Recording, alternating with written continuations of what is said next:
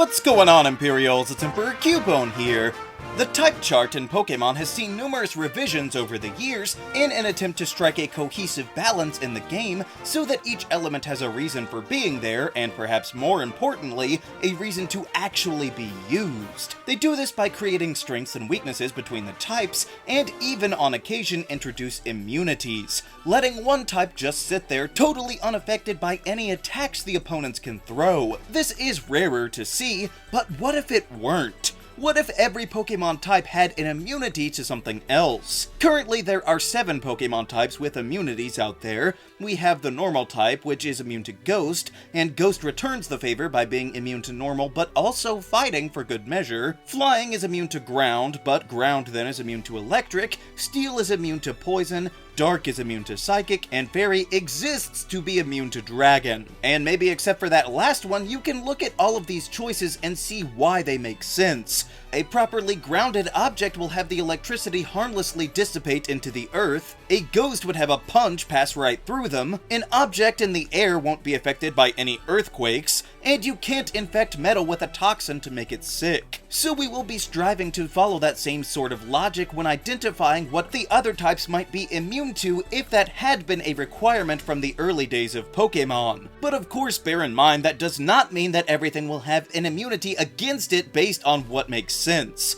And I guess we'll start with fighting, because to me it just fits to have it be immune to Ghost. I mean, Normal and Ghost are immune to each other, and I always kind of have to take a beat to remember that fighting doesn't get that same treatment. And you could even say that they're not susceptible to possession because they've trained their body to peak perfection, and their unbreakable will is just too strong. I could believe that as an excuse, and to me it only makes sense that if Ghost is gonna have 2 immunities, then the trade-off should be that 2 other types get to remain unfazed by Ghost as well. So another pretty easy flip that I could see happening is with Electric being immune to flying. As it is, the Electric type is already resistant to flying, so I don't think dialing that up a little would bother anyone.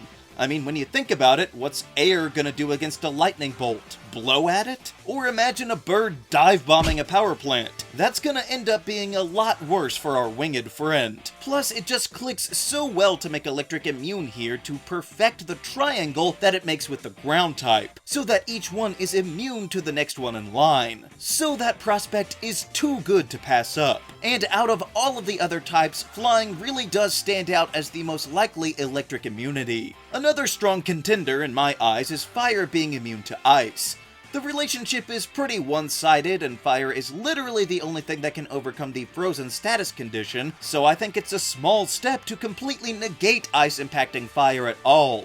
Besides, we can all envision holding an icicle over flames and just watching it melt away, so it stands to reason that an Ice type couldn't even touch a Fire type because they would melt first. Although I doubt like a wall rain would actually melt, but you know what I mean. In the abstract, this relationship tracks. But in return, we will give Ice an immunity as well, this time to Grass. Now, in all honesty, if they were to leave out one type of having an immunity, it would probably be Ice, because they just love to show off how frail it is. But assuming it gets to play along, I think Grass is the obvious choice, as plants don't tend to do very well in the cold, being easily taken out by frost. I mean, there's a reason that we have no greenery in Antarctica. Just imagine some vines trying to wrap around a glacier. They would shrivel up and die before they ever got a real grip. So I could see any grass Pokemon being unable to damage Ice types at all, which would definitely be a huge buff to Ice in general, so that it's not completely paper thin. I also think it's a pretty easy call to make Poison immune to Bug. Now, these types already had an interesting relationship in Gen 1, where they were super effective against each other, but even though that's no longer the case, I could still see why Poison would beat Bug. I mean, we have pesticides for a reason, but beyond that, what's a grasshopper gonna do against a vat of toxic chemicals, other than hop in and die? How exactly is a bee supposed to fight smog? I think it's pretty clear that bugs would have no recourse against a pond of pure poison, and would suffer a horrible fate for even trying to take one head on. So if an insect tried to touch some venomous ooze, I'm pretty sure they would just dissolve, so not making contact seems to track for me. And the last of the types in the sort of top tier and making sense would be the rock type becoming immune to fire. So sure, if you throw a pebble pebble into a furnace, it might start to get a little toasty, but if you flip it and try to use a flamethrower on a mountain, you're not really gonna do any damage. Or you could even put a rock on top of a firework to block it so that it just goes off on the ground, totally defeated. But don't actually do it that way, that's quite dangerous. And while there are Pokédex entries that say that Charizard can melt boulders or whatever, the dex lies about pretty much everything, so they're probably embellishing a bit. So while I could see the argument for why fire should affect rock, I also think it's the most fitting option if the rock type did indeed have to be immune to something. And really it would make rock a lot better defensively because currently it is deceptively weak to a lot of things. So those ones fit pretty well, the rest of them get progressively more outlandish in order to rationalize having an immunity, but I do think the water type being immune to steel makes a certain amount of sense. Now I know that ice is weak to steel because swinging a sword into an ice sculpture is gonna shatter it, but by that same logic, if you use a sword against the ocean, it will do nothing. You can't stab a wave no matter what Rome seems to think.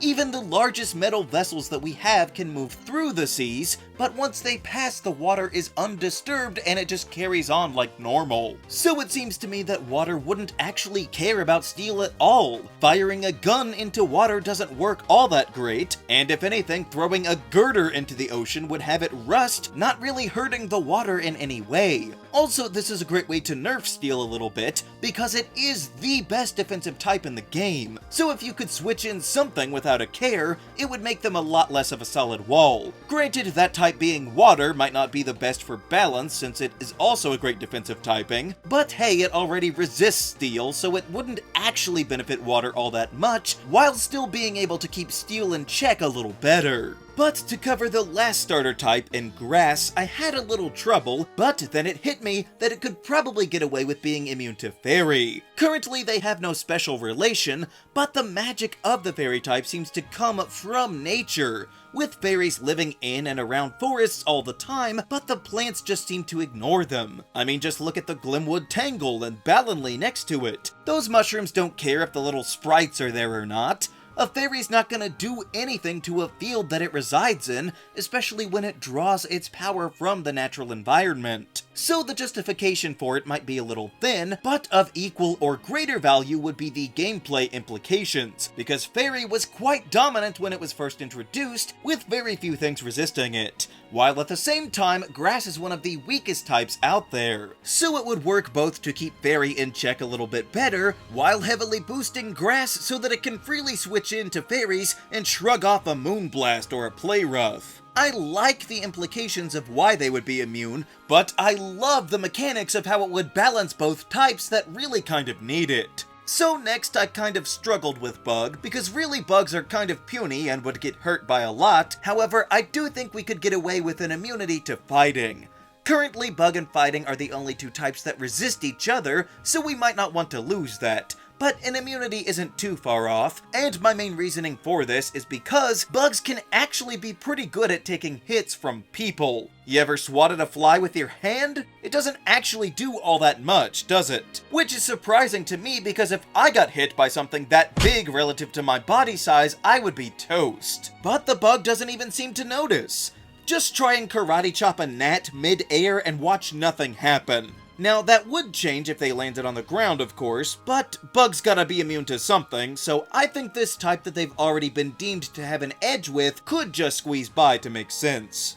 The dragon type seems particularly difficult. It could probably get away with Bug, but we don't really need to make Bug any weaker, so instead, I'm just gonna go out on a limb and say that dragon could be immune to dark. The Dark type came in guns blazing to nerf the unquestionably powerful Psychic type, since at the time it was the undisputed champ, so Dark already had a name for itself and it was in a pretty great spot until Fairy came in to give it another threat. But even Fairy was not immune to Dark, so maybe Dragon could have been that in-between. As for justifying it, that's a lot sketchier.